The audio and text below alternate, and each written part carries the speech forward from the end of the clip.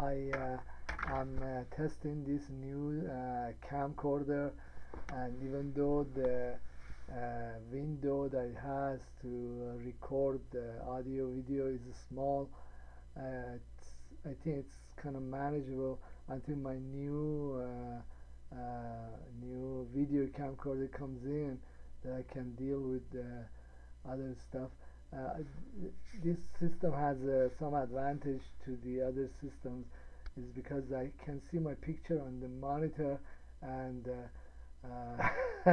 the other one, my head was occupying most of the monitor, so at least in this one I have some control over how the video might come out looking. Anyhow, I finished my 2017 uh, psychic predictions, and the part for Saudi Arabia and the rest of the world. And I was looking at the on the YouTube, and the part that had to do with United States and Israel got huge hits. For me, 1,000 hits, that's a lot of hits. And the other one that had to do with Saudi Arabia, it got some hits. It got like 122 or so hits. I want to use this opportunity to talk about another weird subject. In the predictions of Nostradamus, he says that the rich, the bourgeoisie, will die over and over in 2018. And so I want to kind of look at these psychic predictions, not mine, but another psychic. Actually, I had a video. It was called the Death of Secrecy. Another one was called the Death of Money. And basically, what we have as bourgeoisie, or as rich people or corporations, they have a lot of resources, is based on a kind of economic system that feeds itself off of scarcity, which means that, say for example, a company manufactures a gadget, and they make a plan, they invest, they hire employees, and then they manufacture these gizmos, and then resell them at a much higher profit. Okay, and then when the money comes in, they pay their bills, and then they reinvest some of it, blow away some of the other ones, and the owners of these companies, they become wealthy, like the owners of Facebook or Google or so on. Or well, they don't make the gizmos. Let me just say Martin Marietta makes weapons. Okay, but what's happening in our world is that there is no more scarcity, or technological advances are bringing us to a place where scarcity does not mean anything. I want to make a video in the future. In this video, I will explore what percentage of our needs as a human being, and maybe that need might be entertainment, food, whatever. What percent of it can be satisfied with a bunch of very advanced servers or computer servers? Say for example, my need for making phone calls, or this need can be satisfied with a bunch of computer servers. Google has a service where you can make phone calls. How about my need for communication, like snail mail or email? My need for entertainment, my need for joining and being part of a society. Well, this percentage I don't know exactly what that percentage might be right this minute, but it has been going up higher and higher. So basically, most of the businesses can be modeled as a black box. Okay, so there is on one side of the black box is a bunch of inputs, on the other side of the black box is a bunch of outputs. So what's inside the black box is algorithm, information-based algorithm or servers that convert this input to the output.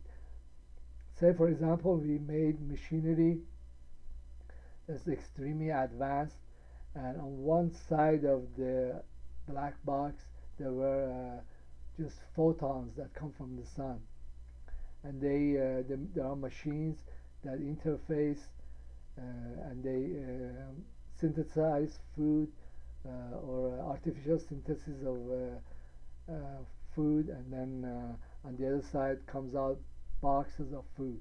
Okay, so this algorithm might be very long and complicated. Right now we have food industry, food processing, and it's chopped up into many sections, but at some point in the future it doesn't have to be. Even though this algorithm is very complicated now, as the technological advancement brings us to singularity, this black box might be very inclusive. It might have some mechanical or chemical interface on one side or the other side, but the most of the stuff, processing and the algorithm would be inside the black box. Okay, so if many areas of life, many needs that the humans have, let's just take the easiest one like email, if it can be entirely or up to almost 100% managed by servers, by computer systems, then it has two effects. One of them is that there is no scarcity, because all there is these servers that you can make as many servers as you want. All you have to do is add electricity. So that will be the beginnings of the zero marginal cost society. And the other one would be that because there is no scarcity, there is no need for a gatekeeper, somebody to store a bunch of emails and then sell them at a price to everybody else. And then also it forces a form of democratization or extreme democratization, because the technology is there and the motivation is just to give this out and accrue benefits some other way, like by advertisement or whatever. So it really does not pay or doesn't do any good to advantage or disadvantage a certain part of society over another one. So I think that as the technological advancement has been going along, and as we get more and more into AI and artificial intelligence and singularity or technological convergence, then it becomes harder and harder to be a bourgeoisie, because there is no scarcity. There is less and less number of gatekeepers or people who store up a bunch of certain amount of commodity and then resell them at a higher price. It will become much more difficult, and also the remaining forms of capitalism become more consolidated. There will probably be like one giant email provider, and everybody else is just going to get it from them. So I think that the predictions of Nostradamus will come true, because the underlying economics of society has shifted tremendously. Okay, all these forms of capitalism, they're built on a foundation that was based on scarcity and low technology, and when this foundation is different, the overlying structures, they become very shaky and unpredictable, and might not survive. This is a very interesting subject, and I keep going back to these ideas. But the other trend or idea that you see in the writings of other philosophers is that as human progress uh, goes along, humanity becomes more spiritual, because there isn't so much requirement to acquire these resources, which in the past led to violence. And even if we look at the wars that are going on right now, we see that usually the countries that are attacking other countries, they are not benefiting financially from these ventures. They are not.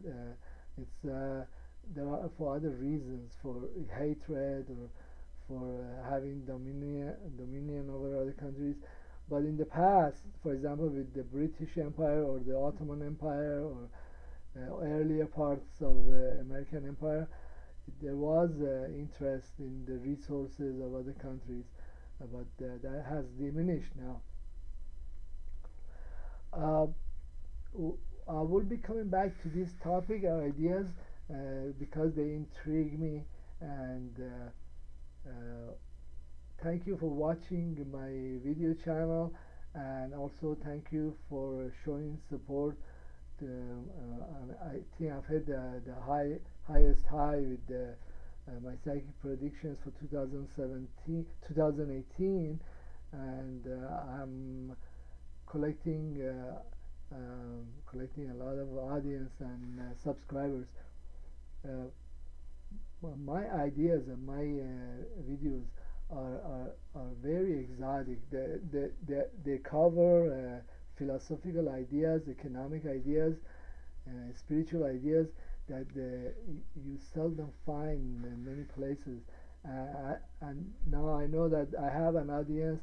I will be going to more exotic fields that people seldom look at, or trends that are creeping up on us, and people never notice. Thank you very much, and please subscribe.